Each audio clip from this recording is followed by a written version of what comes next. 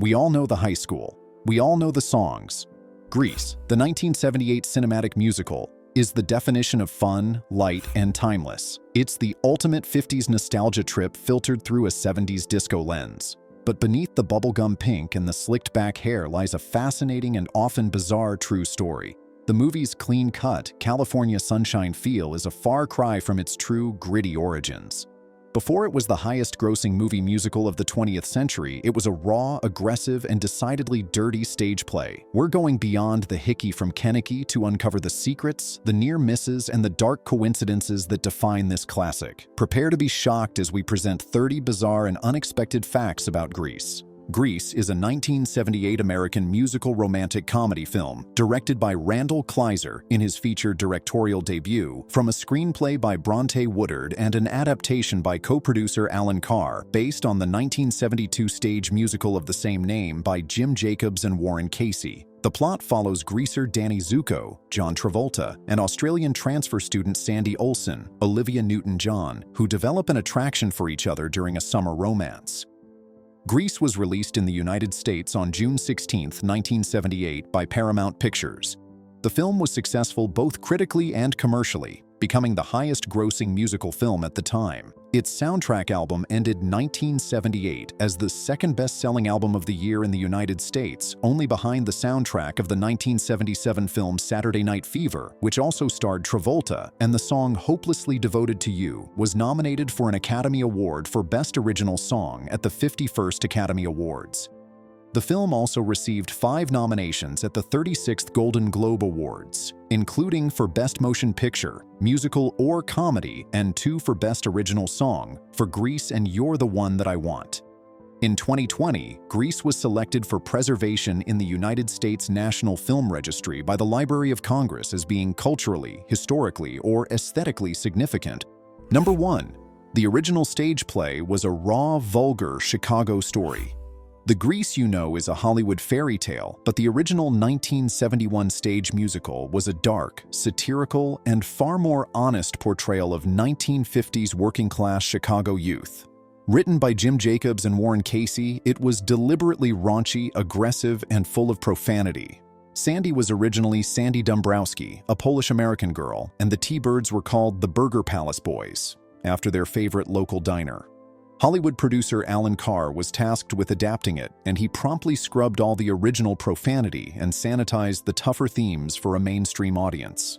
Number 2. The film's $6 million budget versus its record-breaking $400 million gross. When Alan Carr pitched the movie to Paramount, the studio was skeptical about a 1950s musical and allocated a modest $6 million budget. Carr had to fight for every dollar. The movie went on to become the highest-grossing film of 1978 and the highest-grossing musical film of the entire 20th century, eventually pulling in close to $400 million worldwide from its original run and subsequent re-releases. That's a nearly 67 times return on investment. Number 3. The Fonz, Henry Winkler's Regret and the Travolta Takeover. The role of Danny Zuko was first offered to Henry Winkler, already a megastar, as Arthur the Fonz Fonzarelli on Happy Days. Winkler declined, fearing he would be forever typecast as a leather-clad greaser. Winkler later regretted the decision, famously stating, "I was stupid." His refusal opened the door for John Travolta, who leveraged the recent success of Saturday Night Fever to secure the lead. Number 4. Marie Osmond and Carrie Fisher almost played Sandy. Olivia Newton-John was a reluctant choice. Producers considered several other big names. Carrie Fisher, fresh off Star Wars, was considered, but producers weren't sure if she could truly sing a pop song. The frontrunner was wholesome country singer Marie Osmond, who ultimately rejected the part because, as a practicing Mormon, she objected to Sandy's iconic final transformation into the bad girl, calling the character arc too promiscuous. Number 5. Lucille Ball blocked her daughter from playing Rizzo.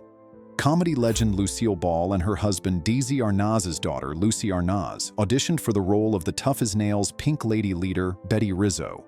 Ball, protective of her daughter's image, allegedly refused to let her audition for the role because she viewed the promiscuous, heavy-smoking character as unsuitable. The part ultimately went to Stockard Channing, who was 33. Number 6. Elvis Presley almost appeared and the eerie coincidence. The role of the teen angel was created specifically for Elvis Presley, a colossal figure of the 1950s. While he was approached, he was in poor health and his manager rejected the cameo. Instead, 50s idol Frankie Avalon took the role. But the connection is sealed by a chilling coincidence. The day the cast filmed the "Look at Me, I'm Sandra Dee" scene, where Rizzo sings a mocking line about Elvis. "Elvis, Elvis, let me be. Keep that pelvis far from me."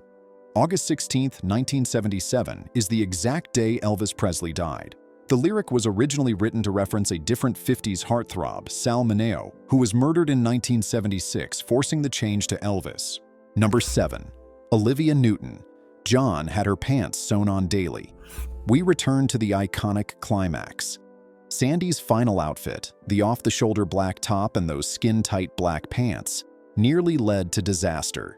The pants were genuine vintage 1950s sharkskin, and when Olivia first tried them on, the back zipper snapped. Rather than risk ruining the antique material by replacing the zipper, the costume designer Albert Wolski decided the most reliable solution was to sew Olivia into the pants every single morning for the carnival shoot. The restriction made it nearly impossible for her to eat or drink.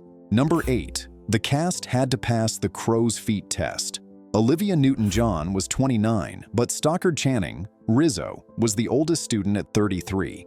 Director Randall Kleiser was so worried about the age gap that he insisted on a crow's feet test for the principals to ensure they could pass for teenagers in close-ups. To help conceal the ages of the older cast members, cinematographer Bill Butler utilized soft lenses and strategic lighting. Jamie Donnelly, Jan, was 30 and had to have her prematurely gray hair temporarily touched up with black crayon multiple times during the shoot to hide her roots. Number 9. Rizzo's hickey was real and given by Kenickie. In the slumber party scene, Rizzo famously displays her physical evidence of intimacy. That signature red mark was authentic. Stockard Channing later confirmed that the hickey from Kenickie was given to her by co-star Jeff Conaway on set in a very dedicated moment of method acting. Number 10. The hellish hand jive dance competition and medical emergencies. The famous televised dance contest was shot over a 2-week period in a non-air-conditioned gym at Huntington Park High School during an intense summer heat wave, where temperatures reportedly topped 100 degrees Fahrenheit. To make matters worse, the gym was located near a local pork processing plant, causing the set to smell of bacon. The conditions were so brutal that extras suffered from heat-related illnesses, and actor Michael Tucci, Sonny, actually fainted and had to be taken to the emergency room. Number 11. Cha-Cha's leaning pose was due to a real-life emergency. During the filming of the Thunder Road race, Annette Charles, who played the fiery Cha-Cha Di Gregorio, was struggling with immense abdominal pain. She was suffering from an ectopic pregnancy. If you watch the scene closely, her character often seems to be subtly leaning on or bracing herself against the car because of the severe real-life pain she was enduring. Number 12. The Martin Scorsese scene. That was too dark. A controversial, extremely raw scene was filmed but ultimately deleted from the final movie because it clashed too heavily with the light-hearted musical tone. It involved a horrible, violent argument between Rizzo and Kenickie over Rizzo's pregnancy scare.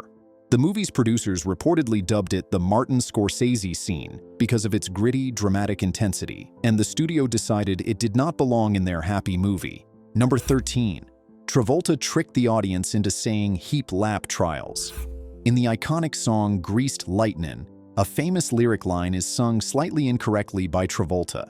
He was supposed to sing, "Go greased lightning, you're coasting through the heat lap trials." However, Travolta kept flubbing the line and sang "heap lap trials" repeatedly.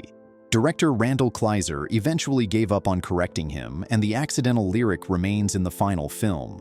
Number 14. Greased Lightning. Travolta stole Kenickie's solo. The signature number, Greased Lightnin', was originally Kenickie's song in the stage production, as it was his car. John Travolta, riding the wave of Saturday Night Fever success, lobbied aggressively to take the solo for Danny. This caused significant tension with Jeff Conaway, Kenickie, and was one of the many creative liberties taken for the movie to capitalize on Travolta's star power. Number 15. Sandy almost didn't dance at the contest. The original script dictated that Sandy was supposed to be completely subdued and sidelined by Sonny before the dance contest even began, allowing the manipulative Cha-Cha to step in and win with Danny. It was only due to Olivia Newton-John's personal request to the director, as she was eager to do some dancing, that the scene was changed to let her dance with Danny for a few moments before the sabotage occurred. Number 16. Hopelessly Devoted to You was recorded after filming Wrapped. One of the film's most powerful ballads, Hopelessly Devoted to You, was added as an afterthought. Olivia Newton-John's contract stipulated she needed a solo song, but none existed in the script. Her personal songwriter John Farrar created the emotional song, and it was recorded months after principal photography was finished. The director had to invent a late-night scene where Sandy is lamenting in Frenchie's yard just to fit the song in. It was a worthwhile addition, earning the film its only Oscar nomination. Number 17. Danny's Jacket was a tribute to James Dean. In the early scenes before Danny fully commits to his greaser image, he is often seen wearing a simple blue windbreaker over a white t-shirt. This subtle costume choice was a deliberate nod to James Dean's iconic outfit from the 1955 movie Rebel Without a Cause, paying tribute to the original 1950s bad boy image. Number 18. The title, Grease, is never spoken in the film. Despite being the film's title, the word Grease is never uttered in the entire movie's dialogue. The only time the word is even close is when the T-Birds sing about greased lightning, a name derived from the 1950s, love for greasy hair, greasy engines, and greasy food. Number 19. Patty Simcox was excluded by the cast-off camera. Patty Simcox, the perpetually upbeat and annoying head cheerleader, was played by Susan Buckner. While her character was the target of mockery and exclusion in the movie, Buckner later shared that she was treated similarly behind the scenes by the main cast and crew, making her time on set somewhat less than nostalgic. Number 20. Marty Maraschino was a bad dancer. Despite being in an elaborate movie musical, one of the Pink Ladies struggled with the choreography. Dinah Manoff, Marty Maraschino, was reportedly a horrible dancer, and despite numerous rehearsals and attempts, she simply could not keep up with the complicated routines. This is why she is rarely shown front and center in any of the major dance numbers, like the hand jive contest. Number 21. Duty's blonde pineapple line was improvised. Barry Pearl, who played T-Bird Duty, was a professional comedian and was encouraged to improvise on set. The humorous line he delivers, calling Danny Zuko a blonde pineapple after he gets a bad haircut, was entirely unscripted. Number 22.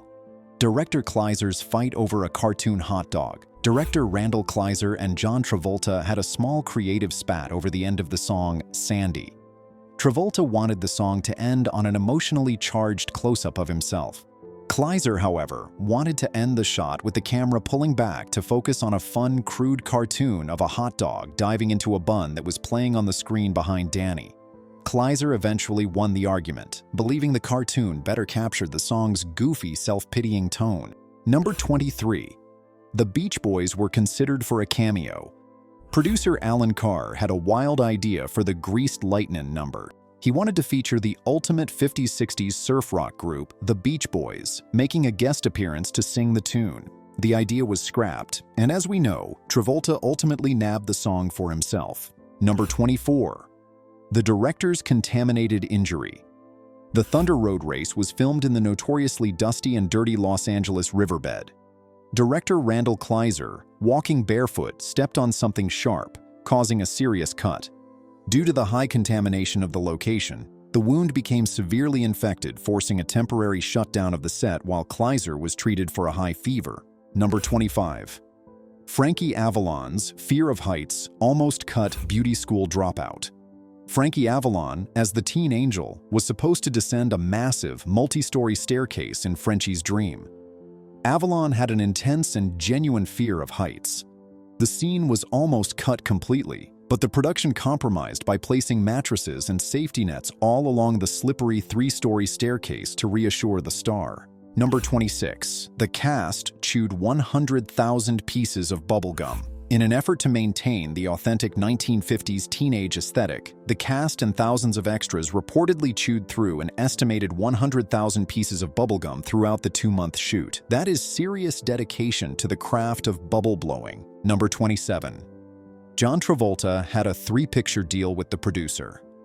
Travolta's star power was undeniable. His work in Grease and Saturday Night Fever was part of a major 3-picture deal he signed with producer Robert Stigwood. The third film was the much lesser-known drama Moment by Moment, 1978, but the success of the first two ensured Travolta's explosive rise. Number 28. The T-Birds mooned the camera for the rap party. The T-Birds kept their rebellious nature alive off-screen. At the cast party, the actors playing Duty, Kennedy, and Sonny handed out cheeky buttons that featured a memorable picture. The trio mooning the camera during an unscripted moment on set. Number 29. The flying car and the Sandy is dead fan theory. The final inexplicable shot of Danny and Sandy flying away in greased lightning has led to one of Hollywood's most durable fan theories, the Sandy is dead theory. The popular theory suggests Sandy drowned at the beach during the opening Summer Lovin' sequence, and the entire movie is a fantastical coma dream or a literal journey to heaven in the magical flying car. Although the musical's creators have debunked it, the fantastical ending ensures its legendary status in pop culture lore. Number 30. Travolta had to look taller than Kennedy. In classic Hollywood fashion, the appearance of the leading man mattered most. Since Jeff Conaway, Kennedy, was roughly the same height as John Travolta, Danny, the director often instructed Conaway to subtly slouch or stoop down whenever they stood side by side. This simple trick was used to ensure that the star, Travolta, would always appear slightly taller and more dominant than his second-in-command. From a dark Chicago-set play to a $400 million global blockbuster built on sewn-in pants, improvised lines, and genuine on-set injuries, the legacy of Grease is as slick and enduring as Danny Zuko's pompadour. The movie we watch today is a perfect blend of Hollywood gloss and raw, committed performances. It took a Mormon singer's rejection, a TV star's fear of typecasting, and a producer's fight against a skeptical studio to create this masterpiece. The strange age gaps, the scorching heat of the dance-off, and the hidden pain of its actors only add to the rich, layered history of Rydell High. It remains the story of the perfect fantasy and the bizarre real-life grit that made it all possible. Which of these 30 facts, the real-life hickey, the Crayola hair dye, or the Martin Scorsese deleted scene, shocked you the most? Let us know in the comments below. And if you're hopelessly devoted to more behind-the-scenes secrets, hit that like button and subscribe for more. Thanks for watching, and stay electrifying.